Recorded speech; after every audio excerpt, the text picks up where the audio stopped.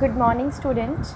Today we are starting chapter 8 getting to know plants. हम सबको पता है कि प्लांट्स हमारी लाइफ में कितना इम्पोर्टेंट रोल प्ले करते हैं. Without plants our life is not possible just like as air. जैसे हमारी लाइफ एयर के बिना पॉसिबल नहीं है वैसे ही हमारी लाइफ प्रॉपर प्लांट्स के बिना पॉसिबल नहीं है. So let's start with the chapter number 8 getting to know plants.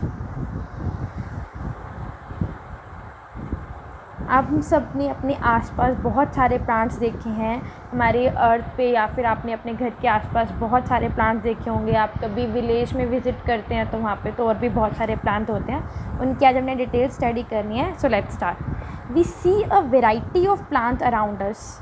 जैसे कि मैंने आपको बताया हमने बहुत सारे प्लांट्स देखे हैं अपने आसपास.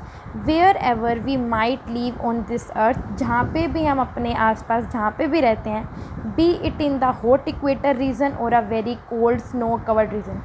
चाहे आप किसी गर्म इलाके में रहते हो चाहे आप किसी ठंडे इलाके में रहते हो, प्लांट्स आपको हर जगह मिलेंगे. We will always find plants around us. हमारे आसपास प्लांट्स मिलेंगे आपको.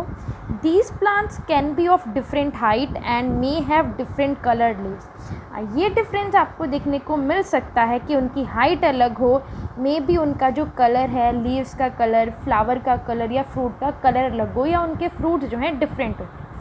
These difference are due to the different habitat and the various climate in which plant grow. अब क्वेश्चन ये आता है कि ये हाइट में डिफरेंस, फ्रूट में डिफरेंस, लीव्स में डिफरेंस क्यों होते हैं. तो आंसर इज़ हैबिटेट. वहाँ के आसपास की सराउंडिंग की वजह से ही हमारे जितने भी ये चेंजेस हैं आते हैं.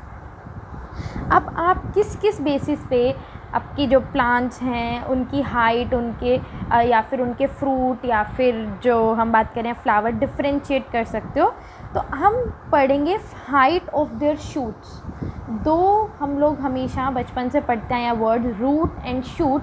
रूट मतलब जो जड़ है, शूट जो बाकी हमारे प्लांट बॉडी का बाकी पार्ट है. तो आज हम बात करेंगे शूट की जो लेंथ होती है उसके बेसिस पे ट्री कैसे वेरी करते हैं, अलग अलग डिफरेंशिएट होते हैं. तो फर्स्ट ट्री देखिए, प्लांट्स विच आर टोल, वो प्लांट जो टोल हैं and have a thick woody stem, और जिनकी थिक वुडी स्टेम्स होती हैं. थिक मतलब मोटी, जिसकी मोटी मोटी लकड़ी या फिर मोटे मोटे आपको स्टेम देखने को मिलेगी. आपको जो लकड़ी है मोटी है, चौड़ा है आपको देखने मिलेगा, बिल्कुल पतला सा प्लांट नहीं है. उससे हम क्या बोलते हैं, ट्रीज़ बोलते हैं. जो मेन स्टेम होती है वो बहुत ही ज़्यादा थिक मतलब कि मोटी होती है, और उसकी जो ब्रांचेज़ हैं वो आपको काफ़ी सारी मिलेंगी एंड ब्रांचेस मिलेंगी. उससे हम ट्रंक बोलते हैं ट्री का. It is called the trunk of tree. वो क्या होता है, trunk.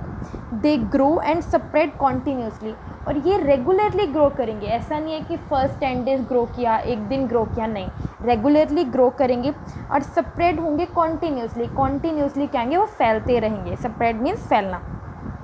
They live for many years, और आपने देखा होगा जो प्लांट्स की लाइफ लाइन होती है वो काफ़ी ज़्यादा होती है. 1 ईयर 2 ईयर इनका लाइफ स्पैन नहीं होता है, काफ़ी अच्छी इनकी लाइफ स्पैन होती है. सम टाइम तो सेंचुरी भी क्रॉस हो जाती है, 100-200 years. Mango, banyan tree, neem tree, peepal, tea, ये सब किसके एग्जाम्पल हैं, ट्री के एग्जाम्पल हैं. Some trees like coconut and palm do not have branches. ऐसे भी कुछ प्लांट्स होते हैं जिनकी ब्रांचेस नहीं होती हैं. सो tree clear. Now let's go on the shrubs. Plants जिनकी जो बहुत ही हार्ड होते हैं, बहुत ही ज़्यादा सख्त मिलेंगे, लेकिन उनकी जो स्टेम है बहुत ही पतली मिलेगी, उसे बोलते हैं श्रब्स. ये आपको ट्री से थोड़े से छोटे मिलेंगे. They are smaller than trees. वो बहुत ही बुशी से प्लांट्स मिलेंगे. आपने आप देख रहे हो यहाँ पे बुशीनेस क्रिएट हुई हुई है ना. सो दे आर कॉल्ड श्रब्स, इसीलिए हम इन्हें श्रब्स बोलते हैं. They generally branch out from the base. ये जनरली क्या होता है, इनके जो बेस होंगे ना वहाँ से इनकी ब्रांचेस निकलनी शुरू होती हैं. बिल्कुल आप यहाँ पे देख भी सकते हो, लुक एट दिस. ये जो ब्रांचेस है वहीं से इनके निकलने शुरू होंगे, जो बिल्कुल बेस है. They live for 2 to 3 years. Generally इनका लाइफ स्पैन क्या रहेगा, 2 to 3 ईयर्स रहेगा. रोज़, लेमन, हिबिस्कस एंड कॉटन्स, ये सब इसके क्या है, मेन एग्जाम्पल्स हैं. Now let's go on the herbs. Herbs आपको ग्रीन टेंडर स्टेम, जिसकी प्योर ग्रीन आपको टेंडर स्टेम्स मिलेंगी, और ये बहुत ही छोटे मिलेंगे. हर्ब्स की कोई भी ब्रांचेस नहीं होती हैं। हर्ब्स का अपना एक फ्लेवर होता है, अपना ही उनका क्या होता है, एक सेंट होता है। देयरफॉर इसलिए आपने देखा होगा जब भी कोई मेडिसिन बनती है या स्पाइस हमारे घर में जो मसाले यूज़ करते हैं, बोलते होंगे ना कि इन हर्ब्स का जो अपना टेस्ट है वो खाने को बहुत ज़्यादा टेस्टी बना देता है। तुलसी है, जिंजर है, गार्लिक है, फेनल, वीट, राइस, ये सारे क्या हैं, हर्ब्स हैं। नॉर्मली आपको ये किचन में आपने सुने होंगे यूज़ होते हैं। Herbs are the mostly seasonable plant, और हर्ब्स सीजनेबल प्लांट होते हैं। हर मौसम में हर चीज़ नहीं मिलेगी। आपने देखा होगा अदरक जो है एक मौसम में आपको काफ़ी अच्छी मिलेगी, स्पेशली सर्दियों में। गर्मियों में इसकी जो प्रोडक्शन है कम हो जाती है, और उनकी लाइफ स्पैन जो है काफ़ी शॉर्ट होता है। सो लेट्स गो, हम आगे चलते हैं अपने।